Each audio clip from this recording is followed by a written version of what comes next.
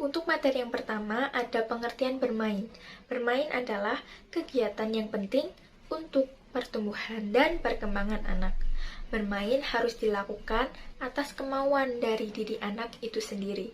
Bermain harus dilakukan dengan perasaan yang senang sehingga semua kegiatan bermain yang dilaksanakan akan menghasilkan proses belajar untuk anak. Bermain juga bisa dikatakan sebagai suatu kegiatan yang melekat pada anak dan bersifat konkret. Dan pada intinya, bermain dapat dipandang sebagai suatu kegiatan yang bersifat spontan dan memberi pesan yang menyenangkan dan fleksibel. Jadi dapat disimpulkan, bermain merupakan berbagai macam kegiatan yang memberikan kepuasan pada anak untuk bereksplorasi, berimajinasi, berinteraksi, dan mengungkapkan semua perasaan yang ada pada dalam diri anak. Kemudian, ada pengertian metode bermain. Metode bermain adalah kegiatan yang sesuai untuk melatih kerjasama dan kreativitas pada anak. Bermain dan menyelesaikan permainannya akan membantu anak menumbuhkan interaksi dengan teman sebayanya. Kemudian, bermain ada dua jenisnya. Yang pertama, bermain bebas. Jadi, dalam bermain bebas ini, dalam pelaksanaannya, anak tidak terikat dalam suatu peraturan. Jadi, anak bermain sesuka hati mereka tanpa alat yang disediakan oleh orang tua ataupun guru. Yang kedua, ada bermain terpimpin. Pada permainan ini, ada seorang pemimpin yang memimpin permainan. Jadi, dalam permainan ini, anak terikat pada suatu peraturan. Dan dalam pelaksanaannya, anak harus mengikuti peraturan yang ada dan peraturan yang telah disepakati oleh bersama. Materi selanjutnya yaitu bermain sebagai metode pembelajaran anak usia dini. Pembelajaran anak usia dini dapat dilakukan dengan berbagai metode. Salah satunya yaitu bermain. Kenapa bermain? Karena bermain merupakan hal yang tidak dapat terpisahkan dari kehidupan sehari-hari sang anak. Menurut Sabil Risadi tahun 2014 menjelaskan beberapa metode yang dapat diterapkan dalam pembelajaran anak usia dini. Misalnya, bercerita. Bercerita adalah menceritakan atau membacakan isi dari buku cerita atau buku dongeng. Selain itu, dapat juga dilakukan dengan boneka tangan yang ditampilkan pada panggung boneka. Dari bercerita tersebut, anak dapat berimajinasi, membayangkan tokoh yang ada dalam cerita tersebut sehingga dapat meningkatkan kreativitas dan imajinasi sang anak. Yang kedua yaitu bernyanyi. Bernyanyi adalah kegiatan dengan melakukan pesan-pesan yang mengandung unsur pendidikan. Dengan bernyanyi, anak dapat terbawa dalam situasi emosional, misalnya seperti sedih dan bahagia, dapat dituangkan dalam sebuah lagu, sehingga dapat menimbulkan rasa ceria pada anak dan bisa meningkatkan semangat sang anak.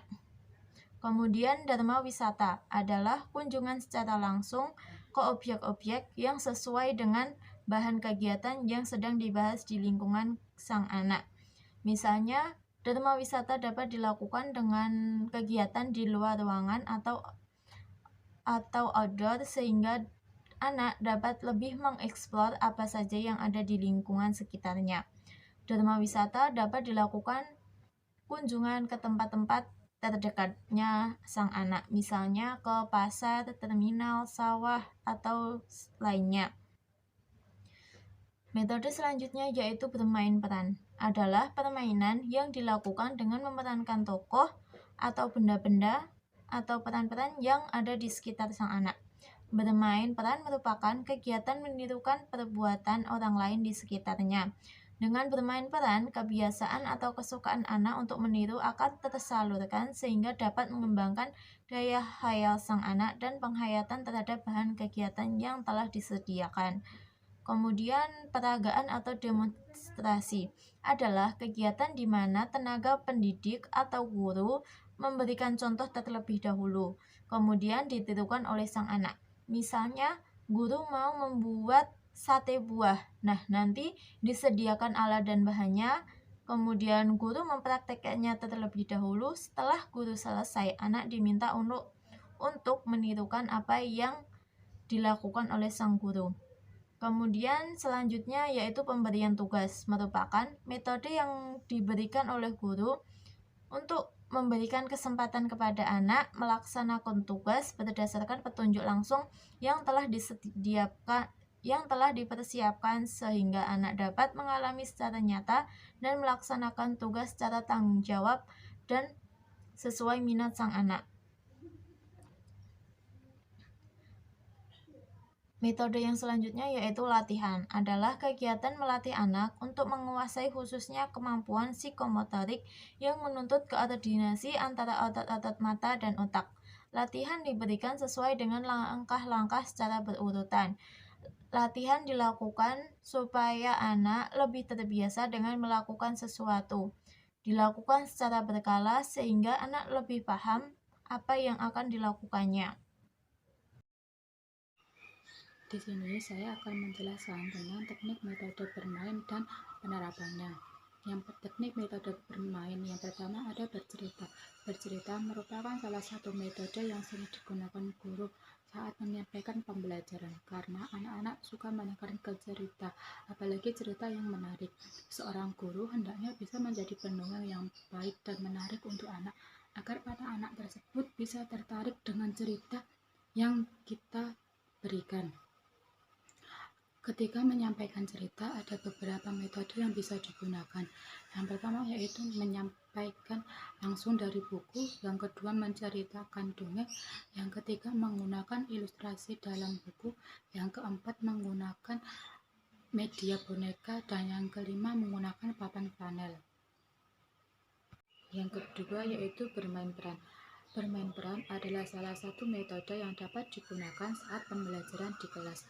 Metode ini menggunakan beberapa tokoh-tokoh dan benda-benda yang ada di sekitar kita. Metode ini dapat mengembangkan imajinasi anak agar anak dapat berpikir kritis dan kreatif. Ketiga yaitu sosiodrama. Sosiodrama adalah metode yang memerankan beberapa peran dalam suatu cerita yang menuntut integrasi antar pemain, sama seperti halnya bermain peran. Metode ini dapat digunakan sebagai kegiatan yang mengembangkan kemampuan berekspresi anak sehingga anak dapat menghayati sebuah bentuk perasaan dan mengembangkan daya imajinasi mereka sehingga mereka dapat berpikir kritis dan kreatif. Yang keempat yaitu demonstrasi. Demonstrasi merupakan metode pemberian ilustrasi kepada anak melalui peragaan yang diiringi penjelasan yang diberikan kepada anak.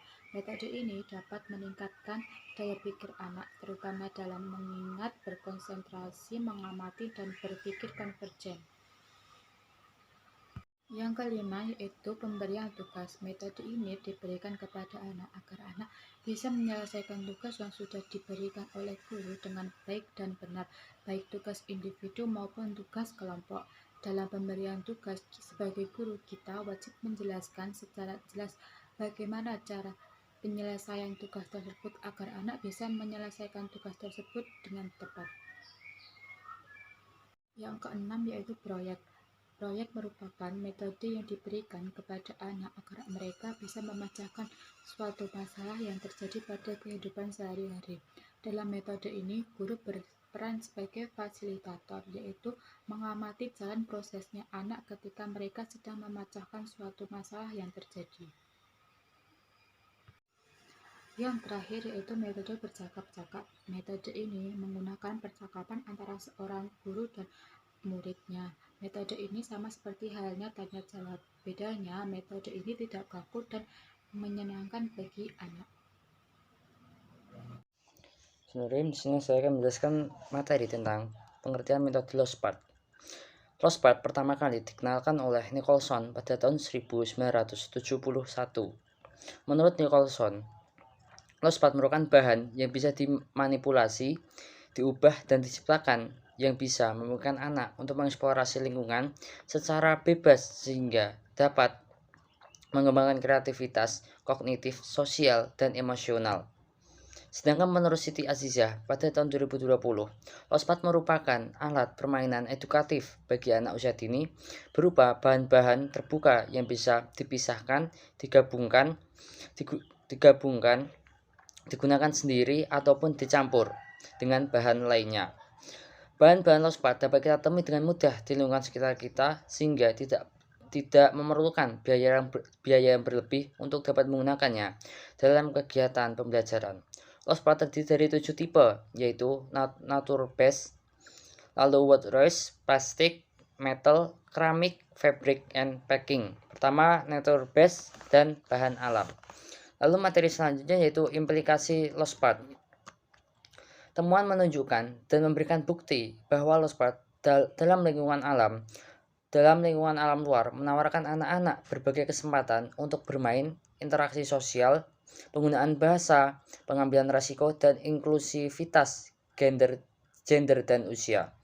Penemuan ini dapat digunakan untuk menginformasikan kebijakan bermain di luar ruangan dan pengaturan di masa depan tentang pengaruh low spat terhadap permainan anak.